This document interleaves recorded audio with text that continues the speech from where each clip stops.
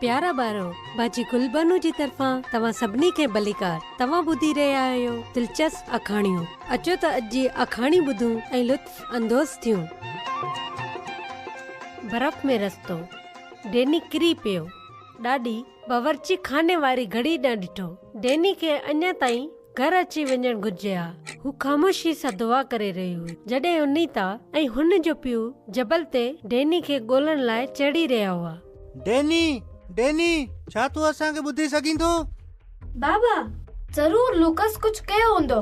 मां डोड़े वञी उन खां पुछां थी। अनीता बजींदे पाड़ेसरी जे घर वई ऐं पोइ गोदाम में वई। जंगली बिल्ली वांगुर हू ॾाकण ते चढ़ी ऐं लूकस खे झले वरितो जेको रोई रहियो हो। डेनी किथे आहे? तू छा कयो आहे उन सां? मूंखे ख़बर न आहे हू किथे आहे। इहो मुंहिंजो ॾोह न हो। तुंहिंजो छा ॾोह न हो? मूंखे ॿुधा हू किथे आहे, न त मां पुलिस खे घुराईंदसि। डेनी मरी चुको आहे। अनीता जो चेहरो मागे अछो थी वियो। पोइ हू लूकस जे पुठियां डोड़ींदे वई जेको हुनखे उन नाले वटि वठी वियो जिते डेनी किरी पियो हो।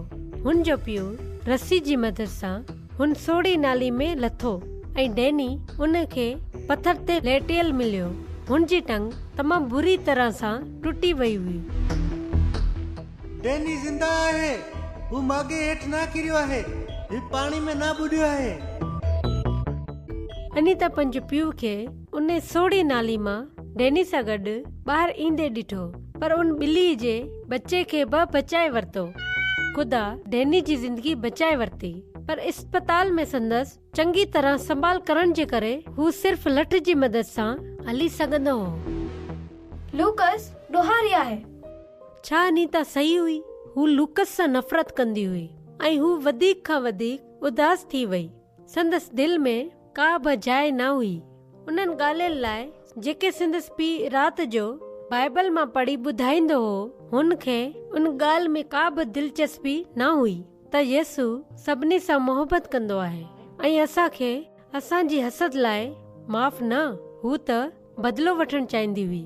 हिकु ॾींहुं अनीता खे पंहिंजे पाड़ेसरियुनि जे दरवाज़े ते तमामु ख़ूबसूरत तराशल नंढड़ो घोड़ो मिलियो।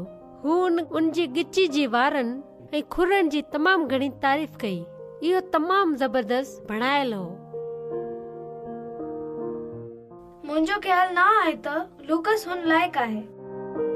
हू ज़रूर स्कूल जे मुक़ाबले में पहिरियों इनाम खटणु चाहे थो पर मां इहो थियण न ॾींदसि। हिकु धक सां हुन इहा कारीगरी सां ठहियल शइ ज़मीन ते उछलाई ऐं लताड़े लताड़े उन जा टुकड़ा टुकड़ा करे छॾिया। संदसि दिल में तमामु घणो हसद हो जेको उन वक़्तु ॿाहिरि आयो। अनीता खे ख़बर हुई त हुनजी ही ख़ुदगर्ज़ी ग़लति आहे पर हुन सोचियो लूकस मूं खां वधीक ख़राबु आहे। हू ख़ामोशी सां उतां ई निकिरी वई ऐं ईंदड़ ड्रामो तव्हांखे ॿुधाईंदो त उन खां पोइ छा थियो। ठीकु आहे ॿारो, हाणे बाजी गुलबानो खे इजाज़त ॾियो। ख़ुदा हाफ़िज़।